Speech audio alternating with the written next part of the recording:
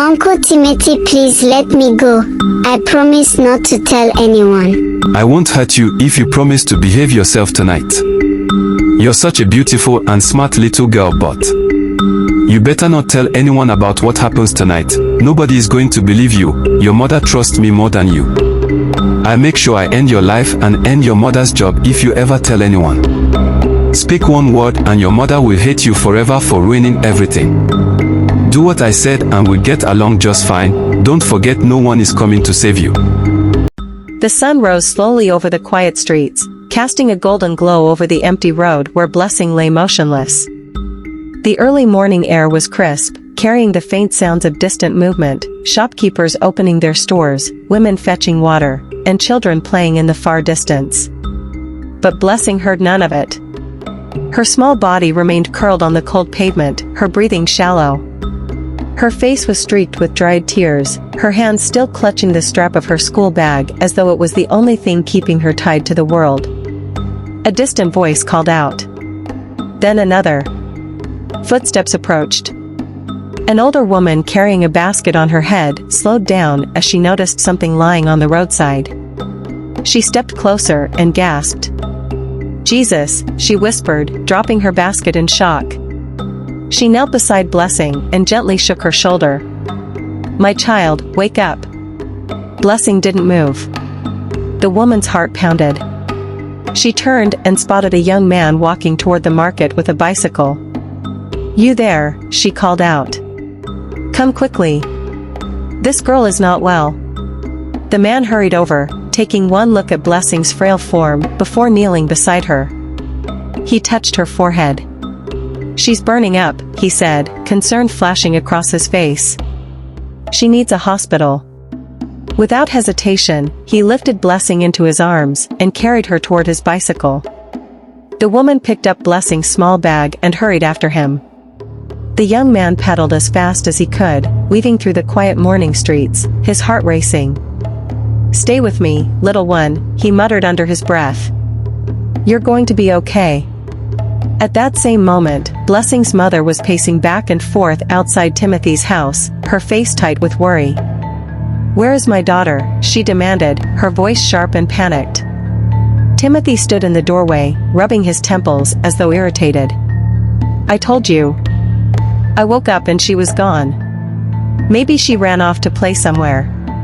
Blessing's mother wasn't convinced. Something about Timothy's voice, the casual way he spoke, sent a shiver through her spine. "She wouldn't just disappear like that," she argued. "She would have told me if she wanted to go anywhere." Timothy sighed dramatically. "You know children. Maybe she got upset about something and went to a friend's house. You're overreacting." But Blessing's mother wasn't overreacting. A sick feeling had settled in her stomach the moment she woke up to Timothy's phone call. She turned on her heel and started walking away. "If I don't find her soon, I'm going to the police," she warned. Timothy's jaw tightened. He slammed the door shut behind her. At City General Hospital, the nurses were already bustling about when the young man rushed through the entrance, Blessing limp in his arms. "Help! This girl collapsed on the road," he called out. Two nurses immediately rushed forward with a stretcher. He gently laid Blessing down as they wheeled her into the emergency ward. A doctor approached, checking her pulse, lifting her eyelids, and pressing a stethoscope against her chest. "She's severely dehydrated," he said. "We need to get fluids into her immediately." The older woman, who had followed them to the hospital, stepped forward nervously. "Doctor, do you know her family?" She had a school bag, but there was nothing inside to tell us where she lives. One of the nurses glanced at Blessing's small, frail body and shook her head. "She looks familiar, but I'm not sure." The doctor sighed. "Check if her school uniform has any name tags. If we can't find a guardian, we may need to alert the authorities." One of the nurses stepped closer to Blessing, gently brushing the dirt from her dress. As she inspected the uniform, her eyes widened. "I know this girl," she said suddenly. "Her mother is a nurse. She works night shifts at St. Mary's Hospital." The doctor's expression hardened.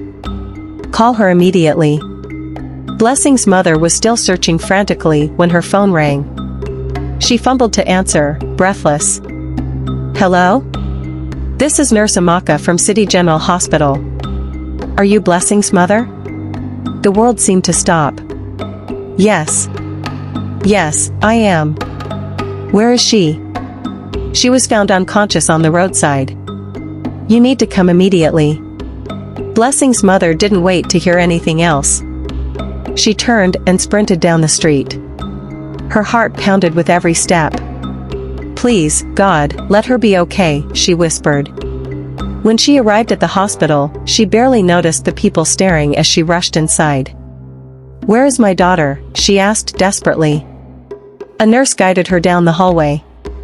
As they reached the hospital room, her hands trembled. The moment she stepped inside, her breath caught in her throat. Blessing lay on the bed, small and fragile, her face pale against the stark white sheets. And 4 was connected to her arm, and a heart monitor beeped softly beside her. For a moment, her mother couldn't move. She just stared, her mind refusing to believe what she was seeing. Then she rushed forward, falling to her knees beside the bed. Blessing, she whispered, taking her daughter's small, cold hand in hers. My baby, what happened to you? Blessing stirred, her eyelids fluttering open. Her gaze was distant, unfocused. But when she saw her mother's tear-filled eyes, something inside her cracked. She wanted to speak. She needed to. But Timothy's words rang in her ears. No one will believe you. Your mother will hate you. You will regret it. A lump formed in her throat. She squeezed her mother's hand weakly. I'm fine, Mama, she whispered. Her mother let out a small sob. No, you're not, she said, brushing Blessing's hair back. Tell me what's wrong. The doctor cleared his throat, stepping forward. Ma'am, we need to talk. She turned to him, wiping her tears. What do you mean? The doctor hesitated before speaking. Your daughter has been through significant trauma. Physically and emotionally. Her body shows signs of repeated abuse. Silence filled the room. Blessing's mother's breath caught in her chest. Abuse, she repeated, her voice shaking. The doctor gave her a sympathetic look. Yes. And from the condition she's in, it's been happening for a long time. Her mother turned back to Blessing, searching her daughter's face. Who did this to you? Blessing clenched the blanket, her body trembling. Then, in a voice barely above a whisper, she said, Uncle Timothy. Everything inside her mother shattered. She stumbled back, shaking her head. No, that's not possible. He wouldn't. But deep down, she knew. She had seen the signs. She had ignored them. And now, her daughter had almost died because of it. Tears streamed down her face. She reached for Blessing, cradling her fragile form in her arms. I'm so sorry, my baby, she sobbed. I should have listened. I should have known. Blessing let out a small, broken sob. But for the first time, she wasn't carrying the secret alone. Her mother's sorrow turned into something else. Rage. She stood up suddenly, her entire body shaking. Where is he? She asked, her voice cold. Mama Grace, who had been sitting quietly in the corner, looked up. You know where he is. Blessing's mother took a deep breath, then turned toward the door. Timothy was going to pay. Blessing's mother stood outside the hospital, her chest rising and falling rapidly. Her hands trembled as she hailed a passing Kiki. The driver barely had time to stop before she yanked the door open and jumped inside. Adewale Street, she snapped. Number 12. The driver hesitated, noticing the fire in her eyes. Madam, are you okay? Just drive, she barked. The Kiki sped off, weaving through the early morning traffic. Her fingers dug into her lap as the doctor's words tormented her. Your daughter has been through significant trauma, repeated abuse, for a long time. Her throat tightened as fresh guilt clawed at her chest. Her baby had suffered for months, and she had been too busy to see it. Her jaw clenched. Timothy. That name sickened her now. The man she trusted.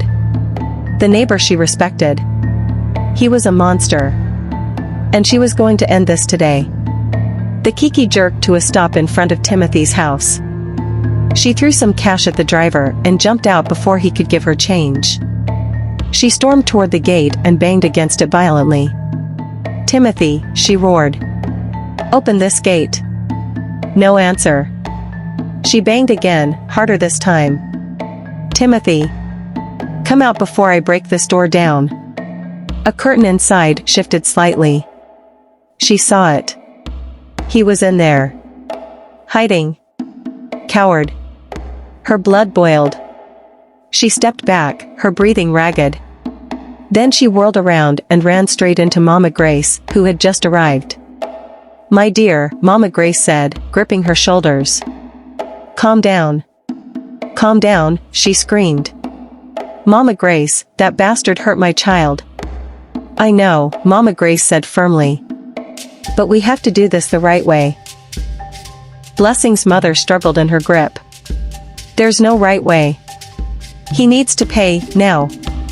"And he will," Mama Grace assured her. "But first, we need the police." Blessing's mother froze. The police. Yes. That was the only way to make sure Timothy didn't escape this. She reached into her bag, pulled out her phone, and dialed. Timothy crouched inside his house, his heart hammering. She knew. Somehow, Blessing had talked. He had to run. His hands shook as he shoved clothes into a small backpack. He needed money, a plan, an escape. Then... sirens. Timothy's stomach twisted. He ran to the window and peeked through the curtains. A police van had pulled up outside. 4 officers stepped out, their hands resting on their batons. Blessing's mother was with them. So was Mama Grace. And now, neighbors were gathering, murmuring among themselves. Panic swallowed him whole. He yanked open the back door and bolted. But the moment his foot touched the back alley, a strong hand grabbed his collar. "Where are you running to, Timothy?" His blood ran cold. It was Mama Ife. Her grip was iron. She twisted his arm behind his back, forcing him to kneel. "Madam," she called. "Come and carry your criminal." Within seconds, the police officers swarmed in. "Timothy Adebayo," one of them barked. "You are under arrest for the abuse of a minor." Timothy thrashed. "No. No. I didn't do anything." "Tell it to the judge," the officer muttered, snapping the handcuffs onto his wrists. Blessing's mother stepped forward, her body shaking with rage. She stood inches from his face. "Look at me, Timothy," she whispered. He refused. She grabbed his chin and forced him to face her. "You will never hurt my child again." Timothy swallowed hard. For the first time, he felt fear. They dragged him toward the van, but before they could shove him inside, a rock flew through the air and smacked his back. He yelped. Then another rock came. Then another. The neighbors had turned on him. "You are a devil," someone shouted. "May God punish you. You deserve to rot in prison."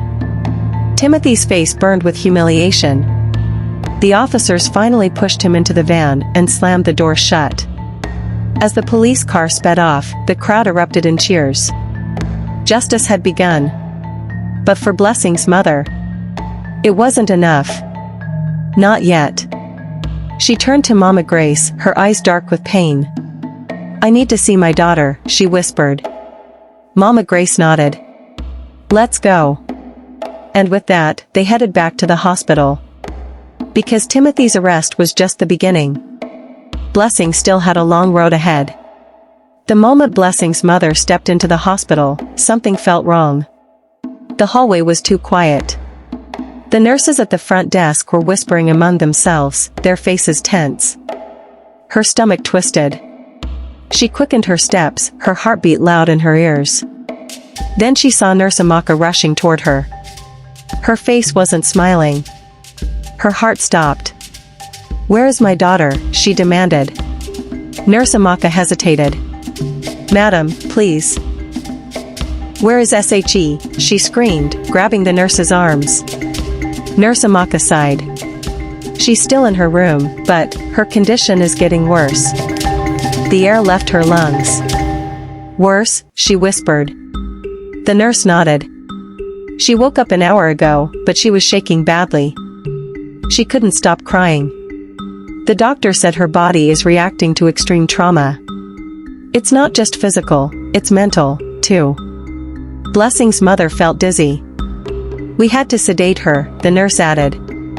She was having panic attacks. Tears spilled down her cheeks. "My baby," she whispered. She rushed past the nurse, not waiting for another word.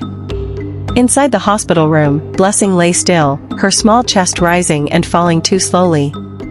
Her face was pale. Her fingers twitched slightly, as if trapped in a bad dream. Her mother dropped to her knees beside the bed, grabbing her daughter's hand. "Blessing," she whispered, stroking her face gently. Blessing's eyelids fluttered. Slowly, her dull eyes opened. But there was no light in them. Only fear. She blinked up at her mother, then flinched. As if expecting to be hurt. Blessing's mother gasped in pain. "Blessing, it's me," she sobbed. "It's Mama." Blessing stared at her, her eyes blank. Then, her lips parted. "Mama," she whispered. Her mother nodded quickly, smiling through her tears. "Yes, my love. I'm here. I'm here." Blessing's body shook. "Is he coming?" she whispered. The smile froze on her mother's face. Her throat tightened. "Who?" Blessing's breath hitched. "Uncle Timothy," she choked out. Her mother broke down. She buried her face in Blessing's hand, crying uncontrollably. "No, baby," she whispered. "He's gone. He's never coming back. I promise you." Blessing blinked, her lips trembling. But she didn't believe it. The fear was too deep inside her. Her mother squeezed her hand. "Listen to me, my child. You are safe. He will never hurt you again." Blessing closed her eyes. A single tear slid down her cheek. But she said nothing. Because in her heart, she wasn't sure she would ever feel safe again. 1 week later. Blessing was still in the hospital. She had stopped eating. She barely spoke. And when she did, it was only whispers. The doctor had diagnosed her with severe trauma. Her body could heal. But her mind and heart? That would take a long time. Her mother sat beside her bed, watching her child fade away. She had tried everything. Bringing her favorite snacks. Playing her favorite songs. Telling her funny childhood stories. But nothing worked. Blessing just stared at the ceiling, lost in her own painful world. Her mother felt helpless. She couldn't bring back the old Blessing. She couldn't undo the pain. She could only sit there and pray. Meanwhile, at the police station, Timothy sat in a small, dark cell, his hands shaking. His shirt was torn, his face bruised from when the neighbors had attacked him. His mind raced. He had to get out. There had to be a way. Then, his lawyer walked in. "Timothy," the man said, adjusting his glasses. "Things don't look good." Timothy leaned forward. "What do you mean?" The lawyer sighed. "There's too much evidence against you. The hospital reports. The neighbors. Blessing's own statement." Timothy's face darkened. "She talked?" he hissed. The lawyer nodded. Timothy's blood boiled. That little brat. She had ruined him. "What do we do?" Timothy asked through clenched teeth. The lawyer adjusted his tie. "The case is being built against you. If convicted, you're looking at life in prison. Timothy's hands curled into fists. That couldn't happen. He had to escape. And there was only one way. His eyes flashed. "Get me bail," he muttered. The lawyer sighed. "It will take time. But I'll try." Timothy leaned back, a dark smile on his lips. "I'm getting out of here," he whispered. "And when I do, they'll all regret it." The courtroom was silent. Every seat was filled, neighbors, reporters, and hospital workers all watching, waiting. At the front, Timothy sat in the defendant's chair, his face blank. His lawyer whispered to him, but he wasn't listening. His fate would be decided today. Blessing's mother sat at the other side of the courtroom, gripping her hands together. Her heart pounded. Beside her, Mama Grace placed a firm hand on her knee. "Stay strong, my dear," she whispered. Blessing wasn't in the courtroom. The doctors said she was too fragile to testify in front of a crowd. Instead, her statement had been recorded and would be played. The judge, an older woman with sharp eyes, cleared her throat. "Let's proceed." The prosecutor stood up. "Your Honor, we have hospital reports, medical evidence, and the victim's own statement. This man has caused unspeakable pain. He must never be free again." Timothy's lawyer stood, adjusting his suit. "Your Honor, my client has no previous criminal record. He has been a respected member of the community. We request a lighter sentence." A murmur spread through the courtroom. "Lighter sentence?" Mama Ife whispered from the audience. "Is he mad?" The judge frowned. "Let's hear the victim's testimony." The prosecutor pressed play on the screen in front of them. A video of Blessing appeared. She was sitting in a hospital bed, looking down at her hands. She looked small, fragile, but when she spoke, her voice was clear. "I was scared to tell anyone," she said softly. "He told me my mother wouldn't believe me. He said he would hurt me if I spoke. But I don't want to be scared anymore." The courtroom stilled. Her voice trembled, but she continued. "He hurt me," she whispered. "He made me feel like nothing. But I know now that I'm not nothing. I am somebody. And I want him to pay for what he did to me." The screen went dark. Silence filled the room. Then, Blessing's mother started crying. She covered her mouth, shaking with emotions. Mama Grace wrapped an arm around her. "She is so strong," she whispered. The judge took a deep breath. Then she turned to Timothy. "Do you have anything to say for yourself?" Timothy finally lifted his head. His lips curled into a small, fake smile. "I didn't do anything," he said. Gasps rippled through the crowd. Blessing's mother shot to her feet. "You monster," she screamed. The judge slammed her gavel. "Order in the court." She turned back to Timothy. "You show no remorse. That only makes my decision easier." She picked up a file, flipping through the pages. Based on medical reports, the victim's statement, and the overwhelming evidence, this court finds you guilty of child abuse and assault. A hush fell over the courtroom. Timothy's hands clenched. The judge's voice was cold. "You are sentenced to life imprisonment." Timothy's head snapped up. "What?" The audience erupted into applause. Blessing's mother collapsed into her seat, sobbing in relief. Timothy jumped to his feet. "No. This is a mistake. I was set up." Two officers grabbed his arms, forcing him back into his seat. "You will be transferred to a maximum security prison," the judge continued. "May you spend the rest of your life reflecting on your crimes." Timothy thrashed. "Let me go." The officers dragged him away, his screams echoing through the halls. For the first time in months, Blessing's mother felt like she could breathe again. Justice had finally been served. 1 month later. The sun was bright outside the hospital window. Blessing sat up in bed, staring at the flowers Mama Grace had brought her. They smelled nice. For the first time in a long time, she felt safe. Her mother sat beside her, brushing her hair. "You're getting stronger, my love."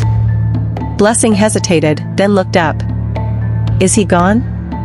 Her mother smiled through teary eyes. "Yes, baby. He's never coming back." Blessing nodded slowly. Maybe, just maybe, she could finally heal.